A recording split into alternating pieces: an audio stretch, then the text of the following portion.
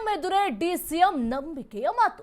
ಸರ್ವಜ್ಞ ವಚನದ ಮೂಲಕ ಸುದ್ದಿಗೆ ಕೌಂಟರ್ ಕೊಟ್ರ. ಹಾಗಾದ್ರೆ ನಂಬಿಕೆಗಿಂತ ದೊಡ್ಡ ಗುಣ ಇಲ್ಲ ಅಂತ ಹೇಳಿ ಡಿಕೆಶಿ ಅವರು ಹೇಳಿದ್ದಾರೆ. ಸಿಎಂ ಸಿದ್ದರಾಮಯ್ಯ ಇದರಲ್ಲಿ ತ್ಯಾಗದ ಮಾತುಗಳನ್ನ ಆಡಿದ್ದಾರೆ. ಸರ್ವಜ್ಞ ವಚನದ ಮೂಲಕ ಸಿದ್ದುಗೆ ಕೌಂಟರ್ ಅನ್ನ ಕೊಟ್ರ. ಹಾಗಾದ್ರೆ ನಂಬಿಕೆಗಿಂತ ದೊಡ್ಡ ಗುಣ ಇಲ್ಲ ಅಂತ ಹೇಳಿ ಡಿಕೆಶಿ ಅವರು ಹೇಳಿದ್ದಾರೆ. ಸಿಎಂ ಸಿದ್ದರಾಮಯ್ಯ ಎದುರಲ್ಲೇ ಇಂಥ ತ್ಯಾಗದ ಮಾತುಗಳನ್ನ ಆಡಿದ್ದಾರೆ. ಸೋನಿಯಾ ಗಾಂಧಿ ಅಧಿಕಾರ ತ್ಯಾಗವನ್ನು ಮಾಡಿದವರು, ಮನಮೋಹನ್ ಸಿಂಗ್ಗೆ ಅಧಿಕಾರವನ್ನ ಬಿಟ್ಕೊಟ್ರು, ವಚನದ ಮೂಲಕ ಸಿಎಂಗೆ ಡಿಚ್ಚಿ ಕೊಟ್ರ. ಹಾಗಾದ್ರೆ ಡಿಕೆಶಿ ಅವರು ಬೆಂಗಳೂರಿನಲ್ಲಿ ಡಿಸಿಎಂ ಡಿಕೆ ಶಿವಕುಮಾರ್ ಈ ರೀತಿಯಾಗಿ ಹೇಳಿಕೆಯನ್ನು ಕೊಟ್ಟಿದ್ದಾರೆ.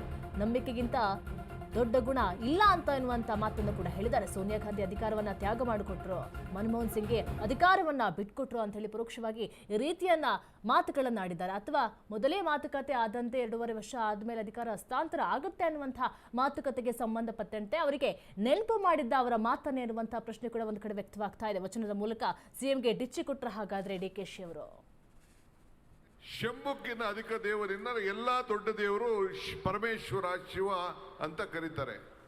ಅದಾದ ಮೇಲೆ ಏನಪ್ಪ ಹೇಳ್ತಾರೆ ಸರ್ವಜ್ಞ ಅಂದ್ರೆ, ನಿಮ್ಮೆಗಿಂ ಮುಡಿ ಇಲ್ಲ, ದುಂಬಿಗಿಂ ಕರಿ ಇಲ್ಲ, ಶಂಭುಕ್ಕಿಂತ ಅಧಿಕ ದೇವರಿಲ್ಲ, ನಂಬಿಕೆಗಿನ್ನ ದೊಡ್ಡ ಗುಣ ಇಲ್ಲ ಅಂತ ಹೇಳ್ತಾರೆ. ಅಂದ್ರೆ ಎಲ್ಲಾ ಗುಣಗಳಕ್ಕಿಂತ ದೊಡ್ಡ ಗುಣ ಯಾವ್ದಪ್ಪ ಅಂದ್ರೆ ನಂಬಿಕೆ. ಶಂಭುಕ್ಕಿಂತ ಅಧಿಕ ದೇವರಿಂದ ಎಲ್ಲಾ ದೊಡ್ಡ ದೇವರು ಪರಮೇಶ್ವರ, ಶಿವ ಅಂತ ಕರೀತಾರೆ. ಶ್ರೀಮತಿ ಸೋನಿಯಾ ಗಾಂಧಿ ಅವರು ಈ ದೇಶದ ಕಾಂಗ್ರೆಸ್ ಪಕ್ಷದ ನಾಯಕಿಯಾಗಿ ಸುಮಾರು 20 ವರ್ಷ ಕೆಲಸ ಮಾಡಿದ್ರು, ಅಧಿಕಾರ ತ್ಯಾಗ ಮಾಡಿದ್ರು. ಆವತ್ತಿನ ಕಾಲದಲ್ಲಿ ಅಬ್ದುಲ್ ಕಲಾಂ ರವರು ಈ ದೇಶದ ಪ್ರಧಾನಮಂತ್ರಿ ಆಗ್ಬೇಕು ಅಂತೇಳಿ ಇಂದಿರಾ ಗಾಂಧಿ ಅವರ ಸೊಸೆಗೆ ಕರೆದ್ರು.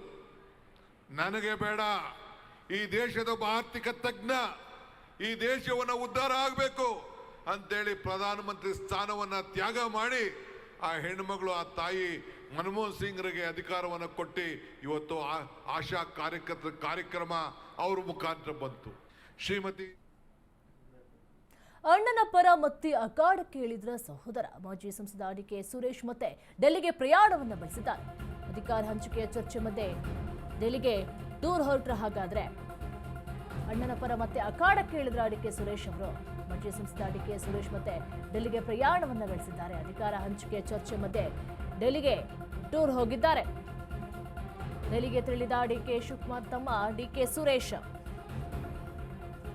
ಎಸಿಸಿ ಅಧ್ಯಕ್ಷರ ಭೇಟಿಗೆ ತೆರಳಿದ್ದಾರೆ. ಡಿಕೆ ಸುರೇಶ್ ಅವರು ಮತ್ತೊಂದೆಡೆ ಮತ್ತೆ ದೆಹಲಿಗೆ ಪ್ರಿಯಾಂಕ್ ಖರ್ಗೆ ಪ್ರಯಾಣವನ್ನ ಬೆಳೆಸಿದ್ದಾರೆ.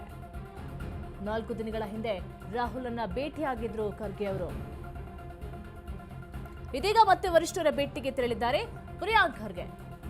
ಅಧಿಕಾರ ಹಂಚಿಕೆ ಚರ್ಚೆ ಮಧ್ಯೆ ದೆಹಲಿಗೆ ಟೂರ್ ಅನ್ನ ಹೊರಟಿದ್ದಾರೆ. ಅಣ್ಣನ ಪರ ಮತ್ತೆ ಅಖಾಡಕ್ಕೆ ಇಳಿದ್ರು. ಹಾಗಾದ್ರೆ ಸಹೋದರ ಮಾಜಿ ಸಂಸದ ಡಿಕೆ ಸುರೇಶ್ ಮತ್ತೆ ಡೆಲ್ಲಿಗೆ ಪ್ರಯಾಣವನ್ನ ಬೆಳೆಸಿದ್ದಾರೆ. ಎಸಿಸಿ ಅಧ್ಯಕ್ಷರ ಭೇಟಿಗೆ ತೆರಳಿರುವಂತಹ ಡಿಕೆ ಸುರೇಶ್ 4 ದಿನಗಳ ಹಿಂದೆ ರಾಹುಲ್ ಭೇಟಿಯಾಗಿದ್ರು ಖರ್ಗೆ ಕೂಡ. ಈಗ ಮತ್ತೊಂದೆಡೆ ಮತ್ತೆ ದೆಹಲಿಗೆ ಪ್ರಿಯಾಂಕ್ ಖರ್ಗೆ ಪ್ರಯಾಣವನ್ನು ಬೆಳೆಸಿದ್ದಾರೆ. ಹಾಗಿದ್ರೆ ಡಿಕೆ ಸುರೇಶ್ ಅವರು ಯಾವ ಕಾರಣಕ್ಕೋಸ್ಕರ ಡೆಲ್ಲಿಗೆ ಹೋಗಿರಬಹುದು, ಯಾರನ್ನ ಭೇಟಿ ಆಗಬಹುದು, ತಮ್ಮ ಅಣ್ಣ ಸಿಎಂ ಆಗಲೇಬೇಕು ಅಂತ ಡಿಕೆ ಸುರೇಶ್ ಅವರು ಕೂಡ ಒಂದು ಕಡೆ ಪಟ್ಟು ಹಿಡ್ಕೊಂಡಿದ್ದಾರೆ. ಹಾಗಾದ್ರೆ ಯಾರನ್ನೆಲ್ಲ ಮೀಟ್ ಮಾಡಬಹುದು? ಒಂದು ಕಡೆ ಇಬ್ರು ಕೂಡ ಹೇಳ್ತಾರೆ ಹೈಕಮಾಂಡ್ ಹೇಳ್ದಂತೆ ಕೇಳ್ತೀವಿ ಅಂತ ಹೇಳಿ, ಆದ್ರೆ ಪರೋಕ್ಷವಾಗಿ ಯಾರನ್ನೆಲ್ಲ ಭೇಟಿ ಮಾಡಬೇಕು, ಯಾರ ಮುಖಾಂತರ ಹೈಕಮಾಂಡ್ ಮನವೊಲಿಸಬೇಕು ಅಂತ ಹೇಳಿ ಎಲ್ಲಾ ತಯಾರಿಗಳನ್ನು ಕೂಡ ಒಂದು ಕಡೆ ಮಾಡ್ಕೊಳ್ತಾ ಇದ್ದಾರೆ. ಒಂದು ಕಡೆ ಸಿಎಂ ಪರವಾಗೂ ಒಂದು ಬಣ ಇದೆ, ಡಿಕೆಶಿ ಪರವಾಗೂ ಒಂದು ಬಣ ಇದೆ. ಈಗ ತಮ್ಮ ಅಣ್ಣ ಸಿಎಂ ಆಗಲೇಬೇಕು ಅಂತ ಹೇಳಿ ಡಿಕೆ ಸುರೇಶ್ ಅವರು ಕೂಡ ಪಟ್ಟು ಹಿಡಿದಿದ್ದಾರೆ.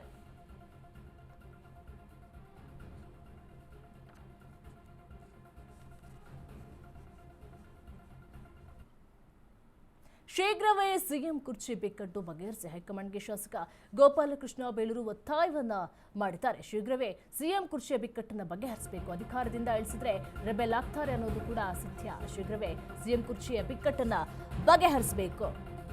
ಹೈಕಮಾಂಡ್ಗೆ ಶಾಸಕ ಗೋಪಾಲಕೃಷ್ಣ ಬೇಳೂರು ಒತ್ತಾಯವನ್ನ ಮಾಡಿದ್ದಾರೆ. ಅಧಿಕಾರದಿಂದ ಇಳಿಸಿದ್ರೆ ರೆಬೆಲ್ ಆಗ್ತಾರೆ ಅನ್ನೋದು ಕೂಡ ಸಹಜವಾಗಿದೆ. ಸದ್ಯದಲ್ಲೇ ಹೈಕಮಾಂಡ್ ಎಲ್ಲದಕ್ಕೂ ಕೂಡ ಯತಿಶ್ರೀ ಹಾಡಲಿದೆ.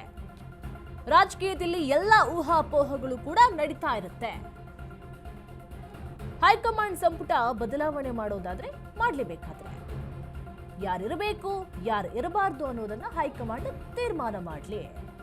ಗೊಂದಲ ನಿವಾರಣೆ ಆಗಬೇಕು, ಇಲ್ಲ ಪಕ್ಷಕ್ಕೆ ಪಡ್ತಾ ಆಗತ್ತೆ. ಕೈ ಮುಗಿದು ಕೇಳ್ಕೊಳ್ತೇನೆ, ಗೊಂದಲಗಳನ್ನ ಬಗೆಹರಿಸಿ ಅಂತ ಕೂಡ ಶಾಸಕ ಗೋಪಾಲಕೃಷ್ಣ ಬೇಳೂರು ಒತ್ತಾಯವನ್ನ ಮಾಡಿದ್ದಾರೆ. ವಿರೋಧ ಪಕ್ಷದವರಿಗೆ ನಮ್ಮ ಪಕ್ಷ ಆಹಾರ ಆಗೋದು ಬೇಡ, ಎಲ್ಲರಿಗೂ ನನ್ನ ಮಂತ್ರಿ ಮಾಡಲು ಇಷ್ಟ ಇದೆ ಅಂತ ಕೂಡ ಬೇಳೂರು ಗೋಪಾಲಕೃಷ್ಣ ಹೇಳಿಕೆಯನ್ನ ಕೊಟ್ಟಿದ್ದಾರೆ.